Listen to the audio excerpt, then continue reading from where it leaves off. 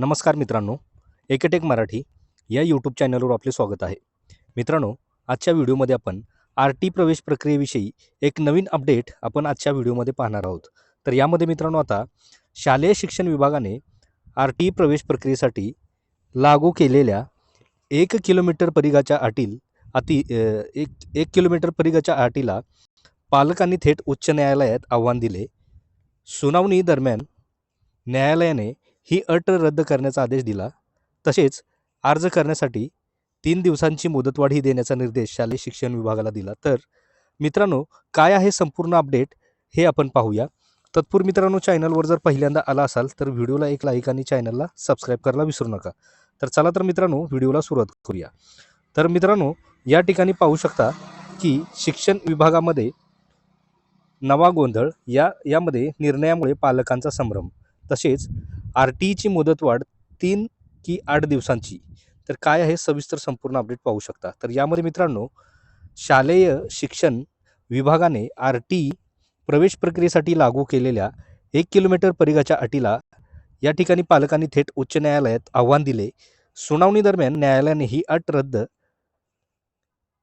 करण्याचा आदेश दिला. तसेच अर्ज करण्यासाठी 3 दिवसांची मुदतवाढ देण्याचा निर्देश शालेय शिक्षण विभागाला दिला. त्यानंतर शिक्षण विभागाने काढलेल्या आदेशात तब्बल 8 दिवसांची मुदतवाढ दिल्याने नमूद केलेले आहे.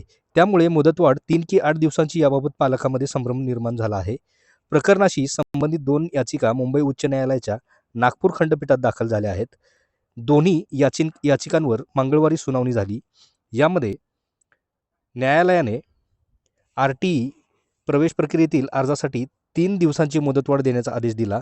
मुळात आर-टी प्रवेश प्रक्रियेची ही पहिलीच फेरी असली तरी गेल्या वर्षाच्या तुलनेत यंदा अर्जांची संख्या कमी राहण्याची भीती शिक्षण विभागाला सतावते आहे. त्यामागील प्रमुख कारण म्हणजे विभागाने लागू केलेली 1 किलोमीटर परिघाची अट. मात्र अंतिम दिवशी उच्च न्यायालयाने अट रद्द केल्याने अर्जदारांची संख्या वाढण्याची या ठिकाणी शक्यता व्यक्त केली जात आहे.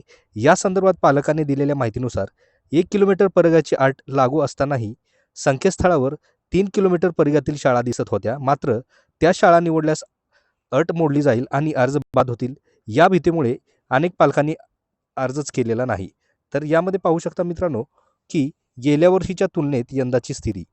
यामध्ये एकूण शाळा 649 2025 मध्ये, 2026 642, उपलब्ध जागा 7005, तसेच 2026 7081, पर्यंत प्रवेश 2400, तसेच 2026 17319.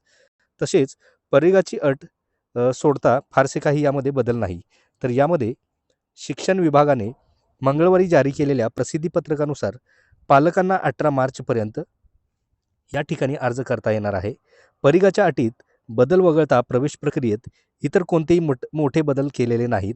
तसेच ऑनलाईन अर्ज करताना पालकांनी आवश्यक कागदपत्रे अपलोड करणे बंधनकारक राहणार आहे. यामध्ये पालकांचे आधार कार्ड, अनाथ बालकांच्या बाबतीत पालकत्व स्वीकारलेल्या व्यक्तीचे आधार कार्ड, तसेच जन्मदाखला तसेच वास्तव्याचा पुरावा सादर करणे या ठिकाणी आवश्यक आहे.